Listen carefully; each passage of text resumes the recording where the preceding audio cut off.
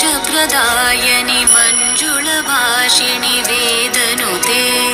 पङ्कजवासिनि देवसुपूजित सद्गुणवर्षिणि शान्तियुते जय जय हे मधुसूदन कामिनि आदिलक्ष्मि जय पालय माम् जय जय हे मधुसूदन कामिनि आदिलक्ष्मि जय पालय माम्